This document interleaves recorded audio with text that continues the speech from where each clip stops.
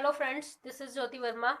Today I am going to start with previous year question paper of language across the curriculum. Previous year का ये question paper है हमारा 2019 का, और जिसके अंदर हम सारे क्वेश्चंस को ब्रीफली देखेंगे कि कैसे किस क्वेश्चन को अटेम्प्ट करना है और किस प्रकार का जो पैटर्न है वो क्वेश्चन पेपर का आता है। तो इसका बीएड का जो पेपर कोड है इस सब्जेक्ट का वो क्या है, पेपर कोड बीएड 105 इसका पेपर कोड है, और इसका पूरा टाइटल है language across the curriculum.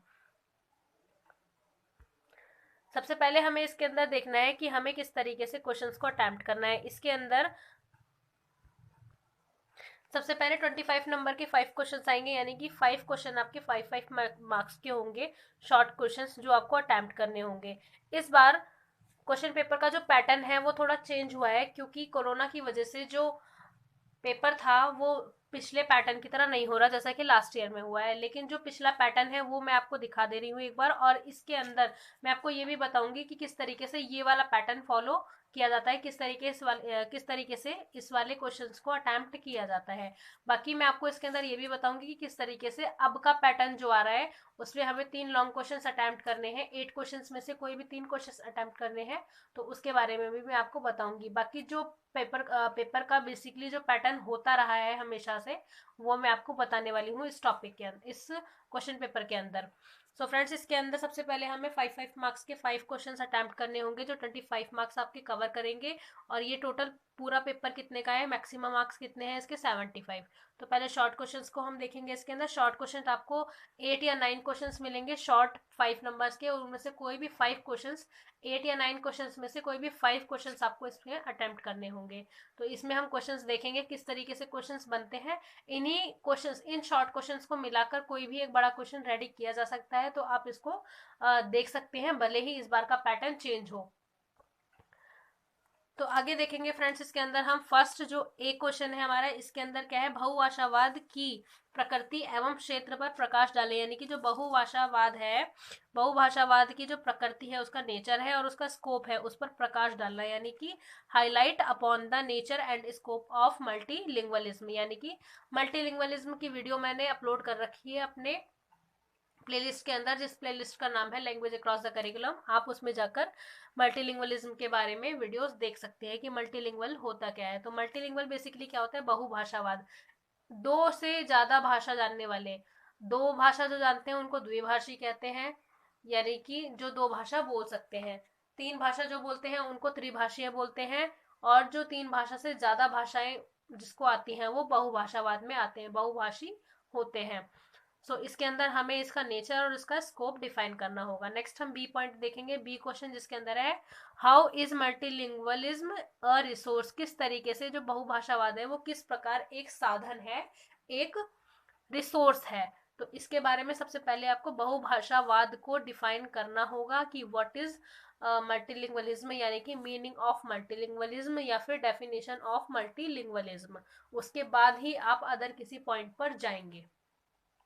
Next है हमारा सी क्वेश्चन इसके अंदर, जिसमें है briefly discuss the relationship of language and society with reference of discrimination. यानी कि जो भेदभाव के संदर्भ में, भेदभाव जैसा कि डिस्क्रिमिनेशन होता है हर क्षेत्र में, तो भेदभाव के संदर्भ में भाषा एवं समाज के संबंध की संक्षिप्त चर्चा कीजिए। जो भाषा और समाज है उसकी आपस में जो चर्चा है वो करनी है आपको इसके अंदर। और ये वीडियो मैंने रिसेंट में अपलोड की है, लास्ट डे ही, जिसके अंदर मैंने टोटली अच्छे तरीके से सब पॉइंट्स बना के टोटली सारा समझाया है कि जो भाषा है और सोसाइटी है उनका आपस में, लैंग्वेज का और सोसाइटी का क्या संबंध है आपस में। तो आप इस क्वेश्चन को इजीली अटेम्प्ट कर सकते हैं और मेरी प्लेलिस्ट में जाकर इस वीडियो को देख सकते हैं। नेक्स्ट डी क्वेश्चन हम देखेंगे, जिसमें है briefly discuss the hierarchical status of Indian language. यानी कि भारतीय भाषाओं की श्रेणीबद्ध स्थिति की संक्षिप्त चर्चा कीजिए। तो इसमें जो इंडियन लैंग्वेजेस है उसके बारे में श्रेणीबद्ध मतलब एक तरीके से जो स्टेटस है उसका, उसकी चर्चा करनी है। तो इसमें आपको ये पॉइंट इजिली, इंडियन लैंग्वेजेस के पॉइंट्स को इजिली टोटली डिफाइन करके इसके अंदर लिखना होगा अपनी लैंग्वेज में। ई क्वेश्चन है हमारा इसके अंदर, right few characteristics of good hand writing. Good hand writing जो कि हमारा सेकंड यूनिट का क्वेश्चन है, और इसके ऊपर मैंने वीडियो क्रिएट कर रखी है, तो आप इस वीडियो को इजीली देखकर और अटेम्प्ट कर सकते हैं ये क्वेश्चन सबसे ज्यादा इजी है इसके अंदर, क्योंकि गुड हैंड राइटिंग की विशेषताएं तो आपको पता ही होंगी कि अच्छी लिखावट है अगर, तो उसकी क्या क्या विशेषताएं हो सकती हैं। आगे हम देखेंगे एफ क्वेश्चन, जिसमें है write a short note on language and society with reference to identity and power, यानी कि हमें भाषा एवं समाज पर पहचान एवं शक्ति के संदर्भ में एक टिप्पणी लिखे। ये वीडियो भी मैंने लास्ट डे अपलोड की है, और आप इस वीडियो को देखकर इस क्वेश्चन को इजीली अटेम्प्ट कर सकते हैं। जी क्वेश्चन है हमारा इसके अंदर, what are the implications for a teacher to teach bilingual और ट्राइलिंगुअल चिल्ड्रन, यानी कि जो बच्चे द्विभाषी होते हैं, बाइलिंगुअल होते हैं, और जो ट्राइलिंगुअल चिल्ड्रन होते हैं यानी कि त्रिभाषी होते हैं, जो 3 भाषाएं बोल सकते हैं या 2 भाषाएं बोल सकते हैं, उनको एक ही क्लास में पढ़ाना टीचर के लिए एक कंपटीशन भी है, और उसको किस तरीके से पढ़ाना है कक्षा के अंदर, अगर अलग अलग प्रकार की भाषा के लोग उस कक्षा में यानी कि स्टूडेंट उस कक्षा में है। तो इसमें एक अध्यापक के लिए द्विभाषी एवं त्रिभाषी बच्चों को पढ़ाने के लिए क्या क्या निहितार्थ होते हैं, क्या क्या इम्प्लीकेशंस होते हैं। नेक्स्ट हम देखेंगे लास्ट इसके अंदर 5 मार्क्स का क्वेश्चन जो है, उसमें है what do you understand by the term emergent literacy, जो आकस्मिक साक्षरता से आप क्या समझते हैं, यानी कि जो एमरजेंट लिटरेसी है वो क्या है, इससे आप क्या समझते हैं। अब हम स्टार्ट करेंगे हमारा लॉन्ग क्वेश्चन, जिसके अंदर हम देखेंगे किस तरीके से हमें लॉन्ग क्वेश्चन को अटेम्प्ट करना है और कैसे पॉइंट्स इसमें बनने चाहिए। सो फ्रेंड्स, इसमें हमारा सेकंड क्वेश्चन है what are the feature of languages, यानी कि जो फीचर है लैंग्वेजेस के, ऐसे कौन कौन से फीचर होते हैं, ये आप इस क्वेश्चन को अटेम्प्ट करके इजीली बता सकते हैं, और आप मेरी वीडियोस को देखकर ये पूरा क्वेश्चन इजीली समझ भी सकते हैं। तो आप अगर मेरी प्लेलिस्ट में ये वीडियोस देखना चाहते हैं तो आपको चैनल की प्लेलिस्ट में अंदर जाना होगा, और उसके अंदर आपको ये सारी वीडियोस इजीली मिल जाएंगी। तो इसके अंदर है what are the features of language, यानी कि भाषा की क्या क्या विशेषता है, कैरेक्टरिस्टिक भी बोल सकते हैं और फीचर्स भी बोल सकते हैं। Briefly explain the structure of language, यानी कि जो लैंग्वेज का स्ट्रक्चर है उसको आपको डिफाइन करना है इसके अंदर, और इसका जो फीचर है उसको डिफाइन करना है, यानी कि टोटली आपका फर्स्ट यूनिट का फर्स्ट पॉइंट, ये टॉपिक जो है ये आपका फर्स्ट यूनिट का ही फर्स्ट पॉइंट है, फीचर्स ऑफ लैंग्वेज और इसका स्ट्रक्चर ऑफ लैंग्वेज, यानी कि फर्स्ट और सेकंड चैप्टर है आपका इसका, और इसके अंदर मैंने वीडियोस को क्रिएट किया हुआ है और अपलोड किया हुआ है अपनी प्लेलिस्ट के अंदर। नेक्स्ट इसी के अंदर आपको चॉइस में मिलेगा, 12.5 नंबर का क्वेश्चन है ये, और आपको इसमें चॉइस में मिलेगा नेक्स्ट क्वेश्चन, जिसमें है explain accent and linguistic variation, यानी कि जो लिंग्विस्टिक वेरिएशन है as social cultural variation in language, यानी कि उच्चारण, यानी कि जो प्रोनाउंसिएशन होता है एक तरीके से उच्चारण एवं भाषाई भिन्नता को भाषा में सामाजिक सांस्कृतिक भिन्नता के रूप में समझाएं, यानी कि जो सोशियो कल्चरल वेरिएशंस होते हैं उसमें आपको भाषा को समझाना है। तो इसकी भी वीडियो मैंने अपने प्लेलिस्ट में अपलोड की हुई है, आप उसको देख सकते हैं। थर्ड क्वेश्चन है हमारा इसके अंदर, explain certain pre reading and post reading activities. ये क्वेश्चन बहुत ही अच्छा है, आपको ये सेकंड यूनिट के अंदर मिल जाएगा, जिसके अंदर आपने हैंड राइटिंग के बारे में पढ़ा है, उसी के अंदर उसी यूनिट के अंदर आपको ये टॉपिक भी मिल जाएगा, और इसकी वीडियो भी मैंने ब्रीफली अपलोड की हुई है, और इस वीडियो में मैंने इतने पॉइंट्स लिख रखे हैं कि आपको अदर से कोई पॉइंट बनाने की जरूरत है ही नहीं, और मैंने ईजिली उसको एक्सप्लेन कर रखा है। तो इसमें आप देखेंगे जो लेखन होता है, यानी कि सॉरी जो रीडिंग होती है उसमें कुछ पूर्व पठन, मतलब पढ़ने से पहले, एवं उत्तर पठन यानी पढ़ने के बाद की क्रियाओं की व्याख्या करनी है इसके अंदर। तो आप इस क्वेश्चन को मेरी प्लेलिस्ट में जाकर देख सकते हैं और इजीली अटेम्प्ट कर सकते हैं।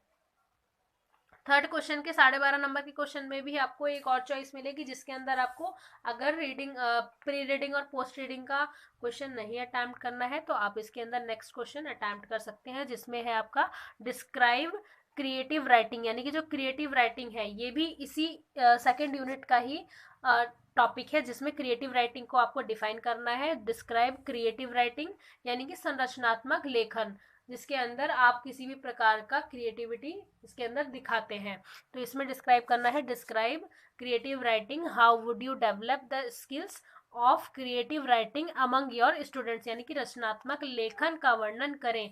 सबसे पहले रचनात्मक लेखन क्या होता है, रचना क्या होती है, एक तरीके से क्रिएटिविटी क्या होती है, इसको डिफाइन करना है।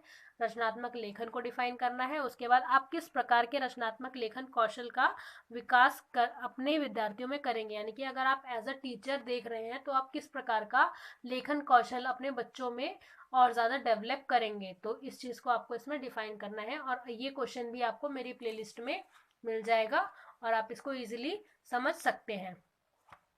नेक्स्ट हम देखेंगे चौथा क्वेश्चन, यानी कि क्वेश्चन नंबर 4, जिसके अंदर भी आपको 2 चॉइसेस मिलेंगी और ये बहुत ही इजी है। इसके अंदर एक टॉपिक, इसको हम देखते हैं। पहले हम देखेंगे इसमें स्किनर एवं चॉम्स्की द्वारा दिया गया बच्चों की प्रारंभिक अवस्था में भाषा के विकास का परिप्रेक्ष्य क्या है, यानी कि स्किनर और चॉम्स्की की थ्योरी मैंने आपको करा रखी है, यानी कि what is the perspective of language development among the children at early age as given by Skinner and Chomsky, यानी कि मैंने ये दोनों जो थ्योरी है ये मैंने करा रखी है अपनी प्लेलिस्ट के अंदर, इसकी वीडियो अपलोड कर रखी है। आप स्किनर की और चॉम्स्की की थ्योरी को पढ़ सकते हैं। स्किनर की थ्योरी आपने देखी थी, जिसने जानवरों पर एक्सपेरिमेंट किया था, कबूतर, चूहे पर या फिर चिंपैंजी पर, जो एक्सपेरिमेंट ऐसे होते रहते हैं। उसमें आपको चॉम्स्की और स्किनर के बारे में लिखना है कि उनका क्या पर्सपेक्टिव है भाषा अधिग्रहण को लेके, यानी कि लैंग्वेज एक्विजिशन को लेके। ये आपका 3rd यूनिट का चैप्टर है। आगे हम देखेंगे describe human and animal communication. ये आपका सबसे पहला टॉपिक है 3rd यूनिट का, यानी कि लैंग्वेज अक्रॉस द करिकुलम के जो आपका सिलेबस है इसका, इसके अंदर 3rd यूनिट का फर्स्ट पॉइंट है ये। और लैंग्वेज और जो लैंग्वेज के अंदर ह्यूमन एंड एनिमल कम्युनिकेशन है, इसको डिस्क्राइब करना है, और इसकी वीडियो भी मैंने ब्रीफली बना रखी है। कम से कम आपको पूरा 10 पेजेस का आपका पूरा आंसर इससे कवर हो सकता है, जितनी बड़ी वीडियो मेरी है इसके अंदर। तो आप इसको देखकर इजीली सारे पॉइंट्स को गेट कर सकते हैं, आपको नए पॉइंट्स कुछ भी इसमें बनाने की आवश्यकता नहीं पड़ेगी। आगे हम देखेंगे 5th क्वेश्चन हमारा, जिसमें है write the what are the qualities and competencies of a teacher to cater to a multilingual classroom, यानी कि एक शिक्षक में बहुभाषीय कक्षा को पढ़ाने के लिए क्या क्या गुणवत्ता एवं क्षमताएं होनी चाहिए। यानी कि अगर आप एक टीचर के पर्सपेक्टिव से देखें, अगर आप एज अ टीचर देखें, तो आपको बहुभाषी कक्षा के अंदर किस तरीके से पढ़ाना है और आपके अंदर क्या क्या क्वालिटीज होनी चाहिए, किस प्रकार की क्षमताएं, कैपेबिलिटीज या कॉम्पिटेंसीज होनी चाहिए। तो ये क्वेश्चन मैं बहुत जल्दी अपलोड करने वाली हूँ, विद इन 2 days। तो आप इस टॉपिक को इजिली देखकर पूरे लॉन्ग क्वेश्चन को कवर कर सकते हैं। मैं एक लॉन्ग क्वेश्चन के हिसाब से ही इसके सारे पॉइंट्स क्रिएट करने वाली हूँ। सो फ्रेंड्स, इसमें 12.5 नंबर का ये क्वेश्चन था हमारा, और अब हम इसमें चॉइस के अंदर लास्ट क्वेश्चन देखेंगे, जिसमें है explain the challenges faced by a teacher to cater diverse needs of multilingual classroom, what strategies would you follow. यानी कि अगर आपकी क्लास में मल्टीलिंगुअल क्लास है आपकी और आपको उसको केटर करना है, तो आपको क्या करना पड़ेगा और उसके लिए आप क्या क्या स्ट्रेटेजीज को फॉलो करेंगे। तो मैं इसकी पूरी वीडियो बनाऊंगी और उसके अंदर मैं रणनीतियां भी, स्ट्रेटेजीज भी बताऊंगी, जो कि आपका 4th यूनिट का टॉपिक है। और इसके अंदर मैं टोटली सारा डिफाइन करूंगी कि किस तरीके से रणनीतियां बनाई जा सकती हैं। सो फ्रेंड्स, ये थी हमारी आज की वीडियो, जिसके अंदर हमने देखा कि कौन कौन से शॉर्ट क्वेश्चंस आ सकते हैं, किस किस प्रकार के, और किस किस प्रकार के, किस किस टाइप के लॉन्ग क्वेश्चन आ सकते हैं। और हो सकता है कि इस बार आपका जो कि नोटिफिकेशन आ ही चुका है यूनिवर्सिटी से कि आपका प्रॉक्टर मोड एग्जाम होगा, तो आप इसके अंदर क्या करेंगे, जो इसमें लॉन्ग क्वेश्चन है इसको एक बार डिफाइन करके एक बार प्रैक्टिस करके जाएंगे। इसको शॉर्ट क्वेश्चंस को आपको इस क्वेश्चन पेपर के हिसाब से आपको शॉर्ट क्वेश्चंस छोड़ने होंगे, लेकिन लॉन्ग क्वेश्चन आपको सारे ही अटेम्प्ट करने हैं। 8 में से 3 क्वेश्चंस आपको अटेम्प्ट करने हैं, और इसके हिसाब से आप प्रैक्टिस कर सकते हैं, क्योंकि इसमें 3 ही क्वेश्चंस हैं और 3 में आपको 6 क्वेश्चंस दिए हुए हैं। 3 यानी 3 चॉइसेस दे रखे, तीनों क्वेश्चंस में दो दो क्वेश्चन चॉइसेस में दे रखे हैं कि आप दोनों में से कोई भी एक क्वेश्चन अटेम्प्ट कर सकते हैं। तो अगर आप इस क्वेश्चन पेपर को भी देखकर प्रैक्टिस कर रहे हैं तो आपको पूरे के पूरे 6 क्वेश्चन इजीली मिल रहे हैं कि आपको प्रैक्टिस करने का मौका मिल जाए। जरूरी नहीं है कि यही क्वेश्चंस आपके रिपीट होंगे, लेकिन इनमें से 4 क्वेश्चंस तो आपके आने ही आने हैं कम से कम, क्योंकि जो हमारे जो इस बार प्रॉक्टर मोड एग्जाम हो रहा है उसके अंदर 8 क्वेश्चंस में से आपको कोई भी 3 क्वेश्चन अटेम्प्ट करने हैं, और ये 3 क्वेश्चंस आपके पूरे सिलेबस में से कोई भी इजी क्वेश्चन भी आ सकता है, कोई भी टफ क्वेश्चन भी आ सकता है, और आपके पास चॉइसेस ही इतनी सारी हैं कि आप रियल सी बात है कि आप उस पूरे क्वेश्चन पेपर के इजी क्वेश्चंस को ही अटेम्प्ट करेंगे। और अगर आप ये क्वेश्चन पेपर पूरा सॉल्व करके देखेंगे या फिर इसको दोबारा से रिवाइज करके देखेंगे तो इन्हीं में से आपको कोई भी 3 क्वेश्चंस मिल जाएंगे उन 8 क्वेश्चंस में से। सो फ्रेंड्स, ये थी हमारी आज की video. Thank you so much for watching this video. मेरे चैनल को सब्सक्राइब करें, वीडियो को लाइक करें, शेयर करें एंड कमेंट करें, and please press the bell icon for other notifications. Thank you so much.